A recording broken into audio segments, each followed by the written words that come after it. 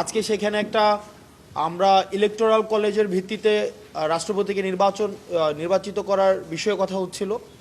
তো আলোচনাটা এক পর্যায়ে চলে যায় হচ্ছে যে পার্লামেন্টে উচ্চকক্ষ থাকবে কি থাকবে না সেই বিষয়টিতে, এবং আলোচনার এক পর্যায়ে এটা মোটামুটি একটা সিদ্ধান্তে এসছে। মোটামুটি পূর্ণাঙ্গ ফর্মাল সিদ্ধান্ত এখনো আসেনি যে উচ্চকক্ষ থাকবে 100 সদস্য বিশিষ্ট, এবং এই 100 সদস্যকে কিভাবে নির্বাচিত করা হবে সেটা নিয়েও কথা হয়েছে। যে আমরা বলেছি আমাদের জায়গা থেকে যে সেটা হচ্ছে নিম্নকক্ষে সিটের আনুপাতিক ভিত্তিতেই হচ্ছে আমরা হচ্ছে উচ্চকক্ষে আমরা মানে ভোটের যেই মানে আমাদের ভোট মানে টোটাল যেই ভোট পাবে সেই ভোটের অনুপাতিক ভিত্তিতে হচ্ছে উচ্চকক্ষের সিট, সেই বিষয়ে হচ্ছে আমরা আমাদের মতামত দিয়েছি। আর পরবর্তীতে আবার আলোচনাটা হচ্ছে যে প্রধানমন্ত্রীর মেয়াদ নিয়ে কথা হয়। তো প্রধানমন্ত্রীর মেয়াদ নিয়ে এটা আগামীকাল হচ্ছে আলোচনায় চলবে। তবে বেশিরভাগ আমরা যে আলোচনাগুলো শুনেছি সেখানে হচ্ছে প্রধানমন্ত্রীর দুইবারের বেশি, কারণ আপনারা জানেন যে অতীতের যে রাষ্ট্র কাঠামো সেখানে প্রধানমন্ত্রী যদি দুইবারের বেশি আমরা দেখেছি আমাদের খুব বেশি যে দেখেছি যে ক্ষমতা এককেন্দ্রিক হয়ে যায়, রাষ্ট্র ফেসিবাদী কাঠামোর দিকে যায়। যদি প্রধানমন্ত্রী একাধিকবার বারংবার যদি একজনই প্রধানমন্ত্রী নির্বাচিত হয়, তো সেই জায়গা থেকে আমরা আজকে হাউসের মধ্যে যেটি দেখেছি সেটি হচ্ছে সবাই দুইবারই হচ্ছে চাচ্ছিল যে দুইবারের যেন প্রধানমন্ত্রী নির্বাচিত হয়। কারণ আমরা দেখেছি যে রাষ্ট্রের যে অন্যান্য অর্গানগুলো রয়েছে, যখন অন্যান্য অর্গানগুলো বুঝে যায় যে একজনই হচ্ছে রাষ্ট্র এক্সিকিউটিভ হেড হবে, তখন দেখা যায় রাষ্ট্রটা এককেন্দ্রিক হয়ে যায়। দ্বিতীয়ত ইন্টারনাল ডেমোক্রেসি থাকে না। আমরা দেখেছি যদি একজনই বারবার প্রধানমন্ত্রী হতে থাকে তখন ইন্টারপার্টি যে ডেমোক্রেসি, এই ইন্টারপার্টি ডেমোক্রেসি কখনোই থাকে না।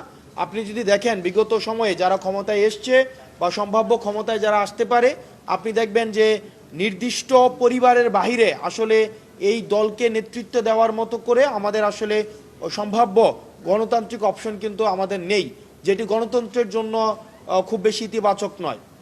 আবার আপনি যদি দেখেন যে আমাদের যেই রাষ্ট্র কাঠামো রয়েছে সেখানে আমাদের সংসদে আমাদের 70 অনুচ্ছেদের মধ্য দিয়ে, যেটা যদিও গতকাল আলোচনার মধ্য দিয়ে একটা পর্যায়ে এসেছে, যেখানে তাও এখানে নো কনফিডেন্স ভোটের কোনো ব্যবস্থা রাখা হয়নি।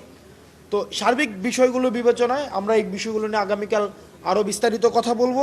যে আমরা বিস্তারিতভাবে কথা বলবো যে যে এই যে কেন আমরা দুইবারের বেশি চাচ্ছি না, যে সর্বোচ্চ দুইবার থাকবে।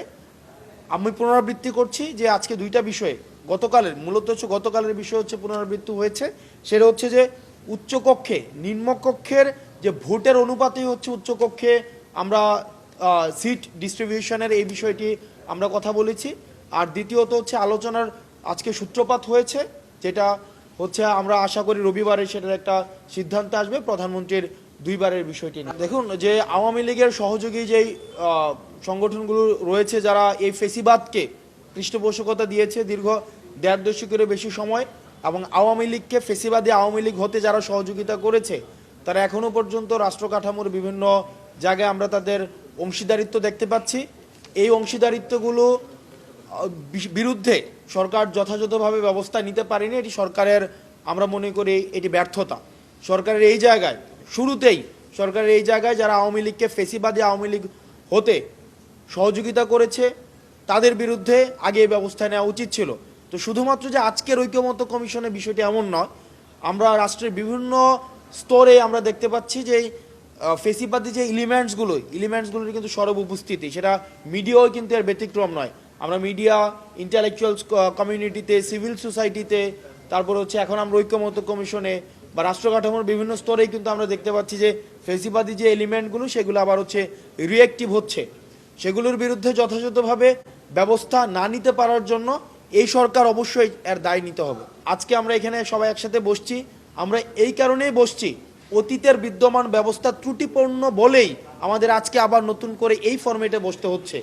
অতীতের বিদ্যমান ব্যবস্থা যদি ত্রুটিপূর্ণ না হতো, যদি প্রপারলি ফাংশনাল হতো, তাহলে কিন্তু অভ্যুত্থানও হতো না, তাহলে আমাদের ঐক্যমত্য কমিশন গঠনেরও প্রয়োজন ছিল না, আমাদের অন্তর্বর্তীকালীন সরকারেরও টেক ওভার করার কোনো প্রয়োজন ছিল না।